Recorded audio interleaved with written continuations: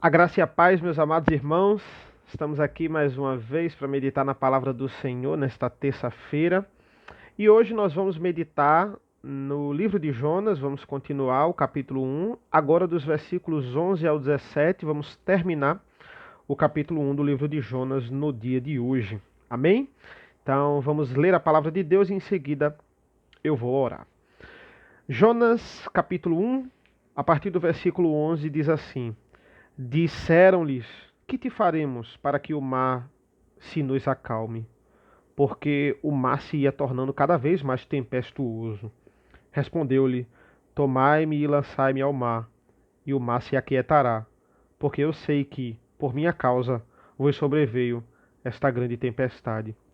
Entretanto, os homens remavam, esforçando-se por alcançar a terra, mas não podiam, porquanto o mar se ia tornando cada vez mais tempestuoso contra eles. Então clamaram ao Senhor e disseram: Senhor, rogamos-te que não pereçamos por causa da vida deste homem, e não faça cair sobre nós este sangue, quanto a nós, inocente, porque tu, Senhor, fizeste como te aprouve. E levantaram a Jonas e o lançaram ao mar, e cessou o mar da sua fúria. Temeram, pois, estes homens em extremo ao Senhor, e ofereceram sacrifícios ao Senhor, e fizeram votos. Deparou o Senhor um grande peixe para que tragasse a Jonas, e esteve Jonas 3 dias e 3 noites no ventre do peixe. Vamos orar ao Senhor? Senhor nosso Deus, nosso Pai, nós te agradecemos pela leitura da tua palavra. Aplica, Senhor, ela mais uma vez nos nossos corações. Nos abençoa, tem misericórdia de nós nesta noite. Em nome do teu Filho amado Jesus. Amém. Aqui não tinha mais escapatória para Jonas. Jonas, ele vai confessar o seu grande pecado. Deus não ia parar a tempestade. E Jonas mesmo percebe o que ele tem que fazer. É interessante e intrigante isso no versículo 12, porque no 11 eles ficam: o que é que a gente vai fazer agora? A culpa é sua, o que é que a gente vai fazer?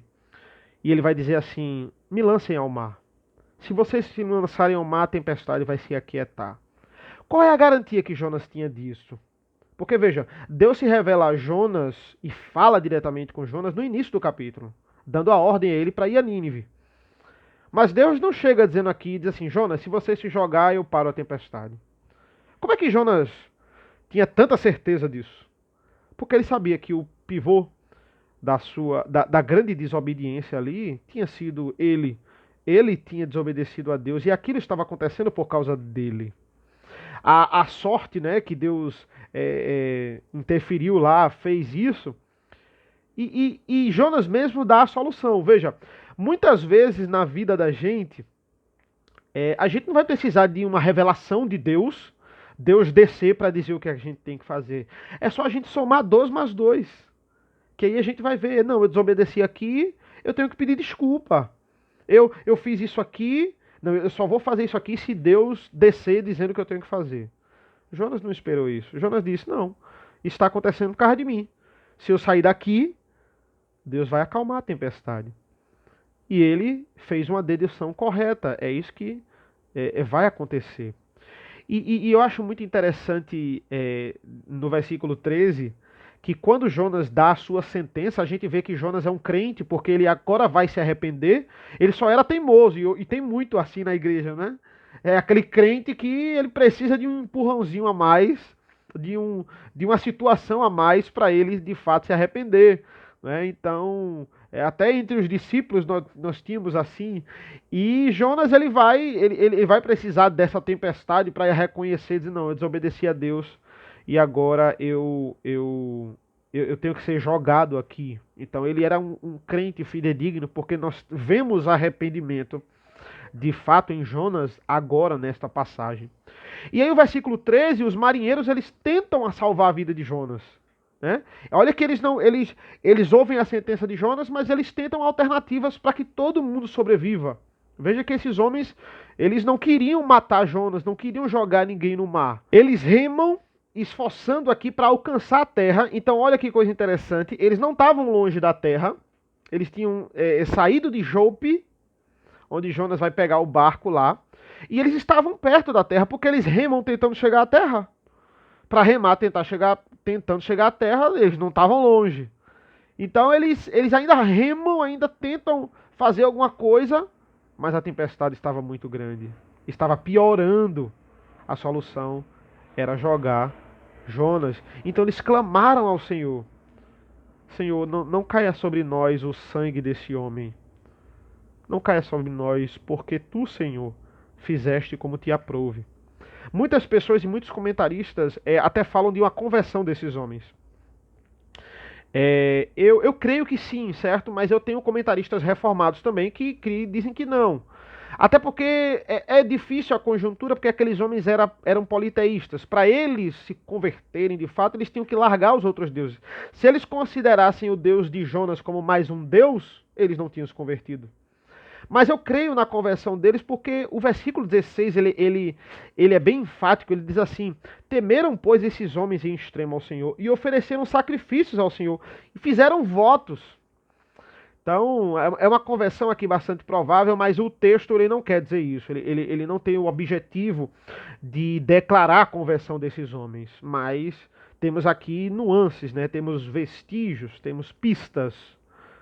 Versículo 15: levantaram a Jonas e lançaram ao mar, e cessou o mar da sua fúria. Quando Jonas foi jogado, o mar ele cessou. Ou seja, ele era o motivo da tempestade. A desobediência dele era o motivo dessa providência de Deus. Versículo 17: deparou o Senhor um grande peixe para que tragasse a Jonas. Esteve Jonas 3 dias e 3 noites no ventre do peixe. Imediatamente, né? Quando Jonas é lançado ao mar, Deus ele prepara um peixe que engole Jonas.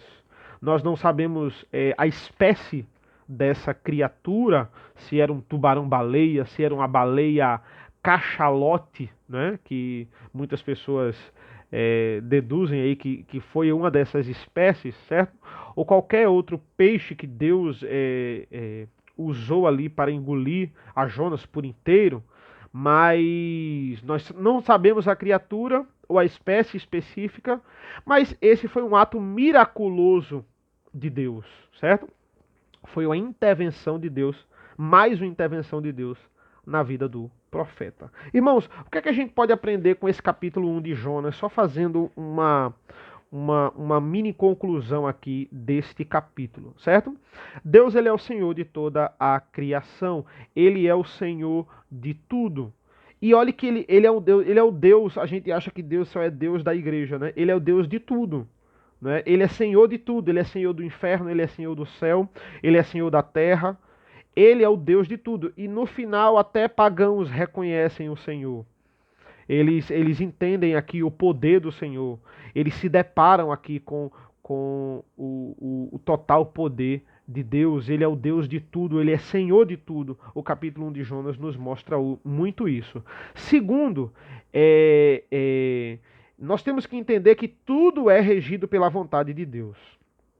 Não adianta, veja, crente ele não acredita em azar, em sorte. Eu sei que Deus usou a sorte aqui para falar, né? Mas aqui é uma situação atípica. Isso, nós não precisamos de horóscopo, nós não precisamos de cartomante para saber a vontade de Deus. A palavra de Deus, a revelação de Deus, ela é suficiente para nos mostrar. Aqui nós temos a voz de Deus. Então a gente não fica se apegando à sorte. O que é que o meu horóscopo sobre o meu signo está falando que vai acontecer comigo hoje?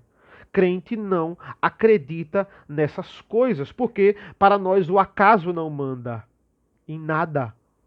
Deus ele manda em tudo, ele é Senhor de tudo. Outra coisa que a gente pode aprender é a compaixão de Deus. A compaixão de Deus para os marinheiros, que quando ele coloca o arrependimento no coração de Jonas, os marinheiros vão ser salvos. A compaixão de Deus para os ninivitas, que vai mandar Jonas para ele. A compaixão de Deus para com Jonas, que envia o peixe, certo? Então, muita gente pensa que o peixe é o castigo. Mas não, o peixe é o ato da misericórdia de Deus. Sem o peixe, Jonas morreria. Então, o castigo e agora Jonas vai ser engolido. Jonas é salvo pelo peixe. O ato do peixe é um ato misericordioso de Deus, certo? Outra coisa que a gente pode aprender é que Deus ele usa pessoas para passar a sua mensagem. Ele poderia mudar o coração ali miraculosamente de um ninivita e um ninivita começar a ser convertido, se revelar para um ninivita e o ninivita ser convertido, como ele fez com Abraão mesmo, em Ur. Ele podia levantar um ninivita para um próprio ninivita pregar para os ninivitas, mas ele não faz isso. Ele quer enviar um profeta do seu povo. Porque isso é um método que Deus ele usa até hoje. Como ele vai se revelar aos pagãos, aos eleitos que ainda não foram convertidos? Através da sua igreja. Quem tem que empregar e quem tem essa obrigação é a igreja. Ele nos chama povo seu, para nos usar para o seu projeto. Não, eu quero que um profeta vá lá, um profeta do meu povo vá lá e pregue. E ele vai, porque eu quero. Esse é o nosso Deus. Deus ele vai atrás dos seus filhos. Mesmo quando nós desobedecemos à sua vontade. Irmãos, ainda bem que não temos livre-arbítrio. Porque se fôssemos escolher servir a Deus ou não, se tivéssemos esse direito de escolha, nós íamos escolher não servir a Deus.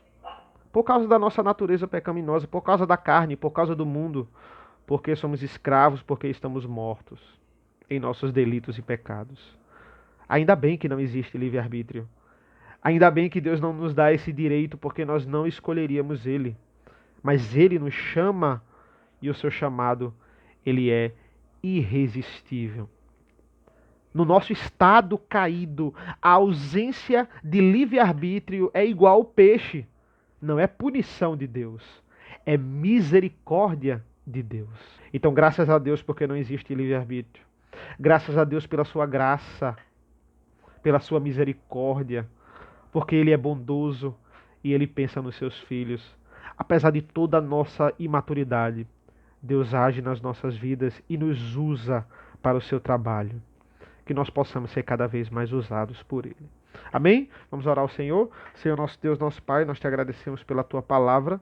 Esteja conosco, Senhor, nos abençoa, tem misericórdia de nós, nos dá um bom resto de semana.